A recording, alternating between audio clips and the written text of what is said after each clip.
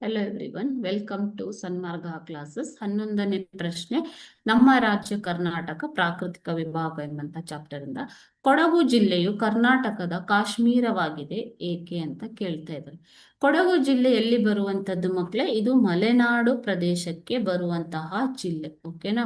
So Malenadu ಪ್ರದೇಶಕ್ಕೆ ಬರುವಂತಹ ಜಿಲ್ಲೆ. ಮಲೆನಾಡು ಅನೇಕ ಜಲಪಾತಗಳ ತಾಣವಾಗಿದೆ ಎನ್ನುವುದು ನಿಮ್ಗೆ ಗೊತ್ತೇ ಇದೆ, ಜೋಗ ಜಲಪಾತವನ್ನ ಒಳಗೊಂಡು. ಓಕೆ, ಸೊ ಕೊಡಗು ಜಿಲ್ಲೆಯು ತಂಪಾದ ಹವಾಗುಣವನ್ನ ಹೊಂದಿರುವಂತಹ ಜಿಲ್ಲೆ. ಓಕೆ, ಸೊ ಅತ್ಯಂತ ತಂಪಾದ ಹವಾಗುಣ ವಾತಾವರಣ ಇರುವುದರಿಂದ ಇದನ್ನ ಕರ್ನಾಟಕದ ಕಾಶ್ಮೀರ ಅಂತ ಕರೀತಾರೆ ಮಕ್ಕಳಿಗೆ. ಓಕೆ, ಕರ್ನಾಟಕದ ಕಾಶ್ಮೀರ. ಈ ಸೆಂಟೆನ್ಸ್ ಅನ್ನ ಬರಿಬೇಕಾಗತ್ತೆ. ಕೊಡಗು ಜಿಲ್ಲೆಯು ತಂಪಾದ ಹವಾಗುಣವನ್ನ ಹೊಂದಿದೆ, ಆದ್ದರಿಂದ ಇದನ್ನ ಕರ್ನಾಟಕದ ಕಾಶ್ಮೀರ ಎಂದು ಕರೆಯುತ್ತಾರೆ.